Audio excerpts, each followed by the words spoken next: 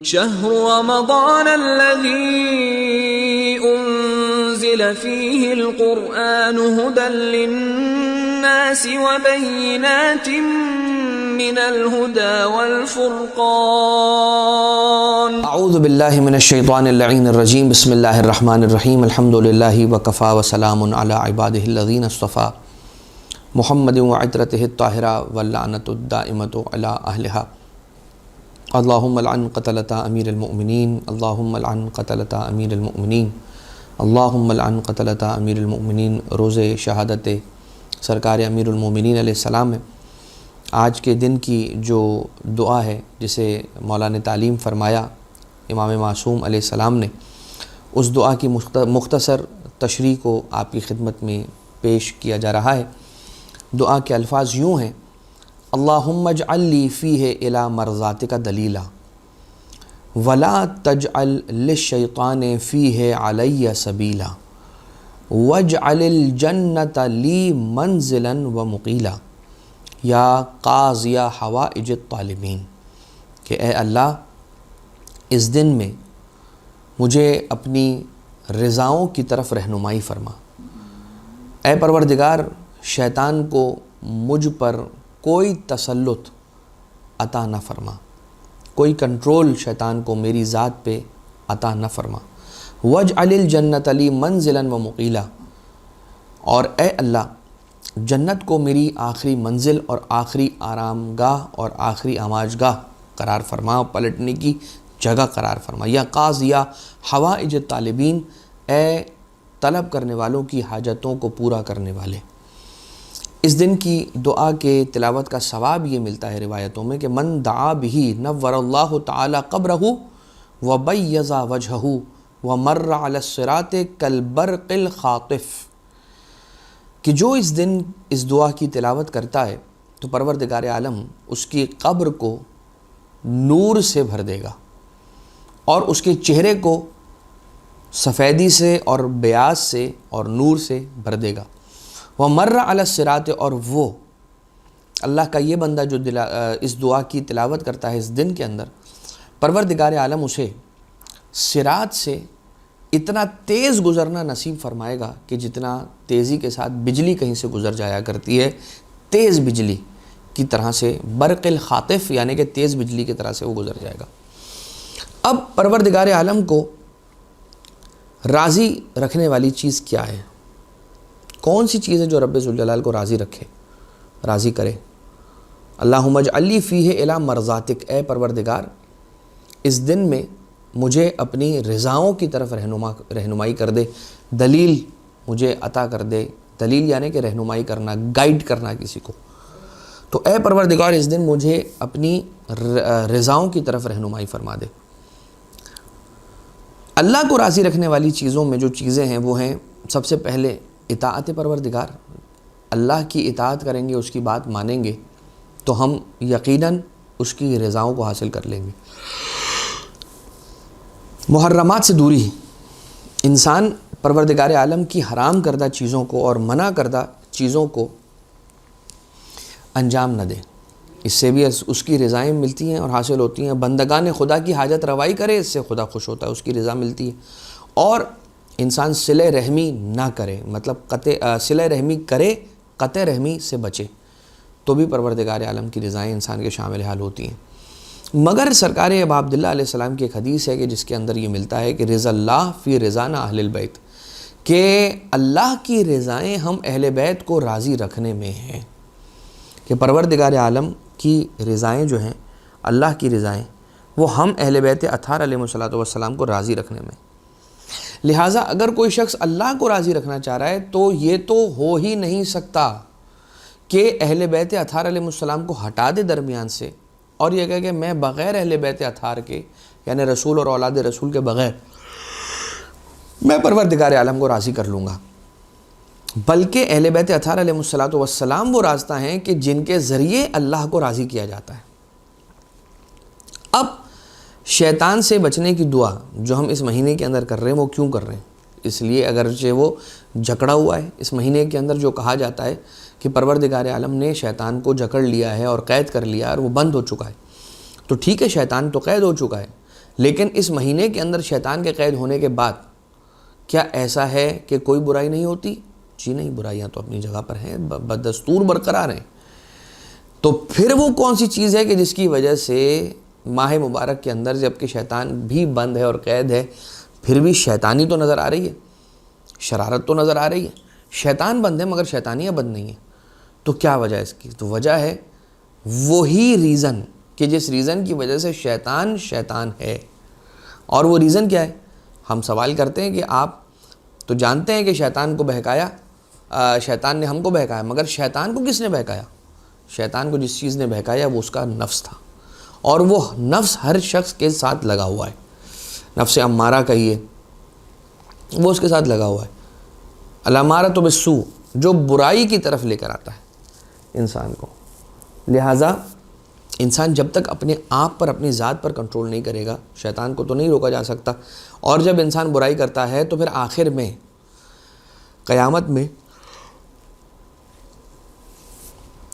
میں شیطان انسان کے برائی سے بیزار ہو جاتا ہے اور دور ہو جاتا ہے، ڈس اون کر دیتا ہے انسان کو شیطان۔ وہی شیطان کہ جس نے کل بہکایا تھا، آج قیامت کے اندر جو میدان حساب لگا تو وہ ڈس اون کرتا ہے، بولتا ہے بھائی میں نے آپ کو نہیں بولا تھا یہ کام کرنے کا، یہ آپ نے خود اپنی مرضی سے اور اپنی چوائس سے کیا یہ کام۔ اب آ جائیے کہ کون سی چیزیں ہیں جو انسان سے شیطان کو قریب کرتی ہیں؟ کون سی چیزیں؟ نمبر 1، حرص و حسد۔ چھٹے امام علیہ السلام ارشاد فرماتے ہیں کہ اصول الکفر ثلاثۃ، کفر کے اور شیطنت کے اور پروردگار عالم کی بارگاہ میں کفر کرنے کے 3 اصول ہیں یا 3 بنیادیں ہیں۔ نمبر 1، حرص۔ انسان حرص کرتا ہے اور اس حرص کی وجہ سے انسان شیطان کو خود پر غالب کرتا ہے۔ والاستکبار، تکبر کے ذریعے سے انسان اپنے آپ پر شیطان کو غالب کرتا ہے۔ والحسد، اور حسد کے ذریعے سے انسان خود پر شیطان کو غالب کرتا ہے۔ غضب و غصہ، رسول فرماتے ہیں کہ الغضب یفسد الایمان کما یفسد الخل العسل۔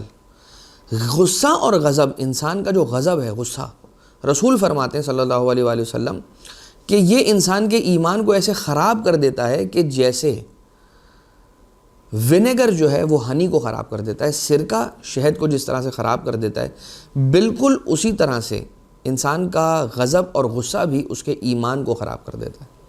اور آپ دیکھیے کہ غضب اور غصہ جو ہے وہ کوئی اچھی چیز بھی نہیں ہے۔ انسان کا بلڈ پریشر ہائی ہو جاتا ہے، اور بلڈ پریشر جب ہائی ہوتا ہے غصے کرنے کی وجہ سے تو انسان بیمار ہو سکتا ہے، اسے سٹروک آ سکتا ہے، اسے ہارٹ اٹیک ہو سکتا ہے خدا نخواستہ۔ لہٰذا زیادہ غصہ انسان کی صحت کے لیے بھی اچھا نہیں ہے۔ شہوت بھی انسان کو شیطان سے قریب کرتی ہے، شیطان کو اس پر غالب کرتی ہے۔ البتہ شہوت ایک ایسا لفظ ہے کہ جسے ہم سنتے ہی برا مطلب نکالتے ہیں یا بری چیز کی طرف ہمارا ذہن جاتا ہے، حالانکہ ایسا نہیں ہے۔ ایسا ضروری نہیں ہے کہ شہوت صرف بری چیز ہی کے لیے ہو، بلکہ شہوت ایک جنرل لفظ ہے، اور اس لفظ کا مطلب ہے میلان، رجحان، پسند، انسان کا کسی چیز کی طرف جھکاؤ۔ اور یہ جھکاؤ جو ہے وہ انسان کا اچھی معنی اور پازیٹیو وے میں بھی ہو سکتا ہے، اور برے معنی میں اور نیگیٹو وے میں بھی ہو سکتا ہے۔ اب انسان کون سی چیز ہے کہ جو صادق ہے اور کاذب نہیں ہے، یعنی کہ جو میلان حقیقی اور ٹھیک ہے، نارمل ہے، نیچرل ہے، اور وہ کیا ہے؟ وہ ہے انسان کا بھوک کے وقت بھوک لگنا۔ اب انسان کو ایک وقت ہے کہ جب بھوک لگ رہی ہے تو وہ کہے گا مجھے بھوک لگ رہی ہے، ٹھیک ہے، اٹس اوکے، یہ بالکل صحیح رجحان ہے، انسان کا صحیح شہوت ہے۔ ایک مرتبہ انسان نے کھا چکا ہے اور کھا لیا ہے پیٹ بھر کر، لیکن پیٹ بھر گیا ہے، ابھی دل نہیں بھر رہا، تو انسان کیا کہتا ہے کہ بھائی بریانی بڑی زبردست بنی ہوئی ہے، تو پیٹ تو بھر گیا، دل نہیں بھر رہا، تو اب کیا کیا جائے اور کھایا جائے۔ یہ شہوت ہے۔ اب وہ اس شہوت کے نتیجے کے اندر زیادہ کھا لے گا تو اس کا نقصان ہی ہونا ہے، اور خاص طور سے ماہ مبارک کے اندر تو کیا بیان کیا جائے۔ لیکن یہ بات تھی کہ جن چیزوں کے کچھ 2-3 چیزیں آپ کی خدمت میں عرض کی گئیں کہ جن سے شیطان انسان کے قریب آتا ہے یا غالب ہوتا ہے۔ البتہ کچھ ایسی چیزیں بھی ہیں کہ جن کے ذریعے سے انسان سے شیطان دور ہو جاتا ہے، وہ آپ سماعت فرمائیں۔ ارشاد القلوب کے اندر یہ ملتا ہے کہ ثلاثۃ معصومون من ابلیس و جنودہ. 3 ایسے لوگ ہیں کہ جو معصوم ہیں اور بچے ہوئے ہیں. یہ معصوم ان معنوں میں نہیں ہے عصمت کبریٰ اور یا اس معنوں میں عصمت والے معنوں میں نہیں ہے. معصوم ہے بچے ہوئے کے معنوں میں کہ 3 طرح کے لوگ وہ ہیں کہ جو ابلیس سے بچے ہوئے ہیں اور اس کے لشکریوں سے، اس کے چیلوں سے بچے ہوئے ہیں. وہ کون لوگ ہیں؟ الذاکرون للہ، جو اللہ کا ذکر کرتے رہتے ہیں ہر وقت. الا ان اولیاء اللہ لا خوف علیہم ولا هم یحزنون. اللہ کے جو اولیاء ہیں، اس سے محبت کرنے والے اور اس کے جو بندے ہیں خاص، یہ وہ لوگ ہیں کہ جن کو نہ کسی چیز کا خوف ہے نہ کسی چیز کا حزن ہے. والباکون من خشیت اللہ، اور اللہ کے خوف سے رونے والے، یہ بھی وہ ہیں کہ جو ابلیس سے اور اس کے چیلوں سے بچے ہوئے ہیں، کہ اللہ کی بارگاہ میں اللہ کے خوف سے رونے والے. والمستغفرون بالاسحار، اور سحری کے وقت اللہ کی بارگاہ میں استغفار کرنے والے اور استغفر اللہ ربی واتوب الیہ پڑھنے والے اور العفو پڑھنے والے. یہ وہ لوگ ہیں کہ جو شیطان یعنی کہ ابلیس اور اس کے چیلوں سے بچے ہوئے ہیں. جن لوگوں سے شیطان ناراض ہوتا ہے وہ لوگ کون ہیں؟ ان کا بھی روایتوں کے اندر بیان آیا ہے، وہ آپ کی خدمت میں بیان کرتے ہیں اور اس کے بعد ہماری بات مکمل ہو جائے گی.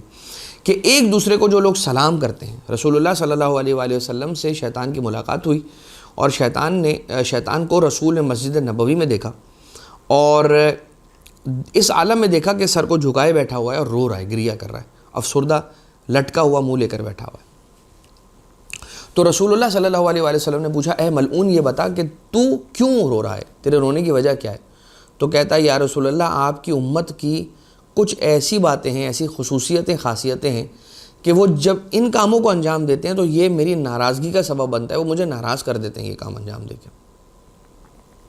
اور یقیناً ہم میں سے کوئی ایک بھی ایسا نہیں ہوگا جو شیطان کو ناراض کرنا نہیں چاہتا ہو. لہٰذا یہ باتیں 10 چیزیں ہیں کہ جن کو سماعت فرمائیے. نمبر 1، ایک دوسرے کو یہ سلام کرتے ہیں. اے محمد مصطفیٰ صلی اللہ علیہ وآلہ وسلم، یہ لوگ ایک دوسرے کو سلام کرتے ہیں. نمبر 2، جب یہ کسی کو دیکھتے ہیں آتا ہوا تو اس سے ہاتھ ملاتے ہیں، مصافحہ کرتے ہیں. نمبر 3، کھانے سے پہلے یہ لوگ بسم اللہ پڑھتے ہیں، کھانے کے بعد یہ لوگ الحمدللہ پڑھتے ہیں. 5 نمبر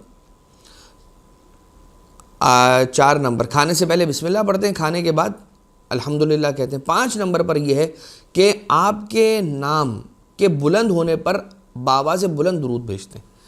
کہ یہ لوگ وہ لوگ ہیں کہ جن سے میں ناراض ہوں، یہ وہ لوگ ہیں کہ جب بھی آپ کا نام آتا ہے تو بلند آواز سے درود بھیجتے ہیں، اللہم صلی علی محمد و علی محمد. کوئی کام کرنا چاہتے ہیں تو انشاءاللہ کہتے ہیں اور صدقہ دیتے ہیں. یہ لوگ وہ ہیں کہ جو صدقہ نکالتے ہیں. اس کے بعد والا ہے کہ یہ تلاوت قرآن کرتے ہیں جس کی وجہ سے یہ مجھ سے بچ جاتے ہیں. اگر گناہ ہوتا ہے تو فوراً توبہ کر لیتے ہیں، انتظار نہیں کرتے ہیں. اور اگر چھینک آتی ہے تو الحمدللہ کہتے ہیں. تو یہ ان لوگوں کی خصوصیت ہے کہ جن لوگوں سے شیطان ناراض ہوتا ہے اور جو لوگ پروردگار عالم کی جانب سے پسندیدہ بندے ہیں. بار الہ ہمیں ان لوگوں میں شمار فرما، ہمیں اپنے اولیاء جیسا بننے کی توفیق، اولیاء کی طرح کے اعمال انجام دینے کی توفیق عنایت فرما. اور اے پروردگار سے واسطہ محمد و آل محمد کا اپنے ولی، اپنی حجت صاحب الامر علیہ السلام کے ظہور میں تعجیل فرما. ہمیں مولا و آقا کے آوان انصار اصحاب میں شمار فرما.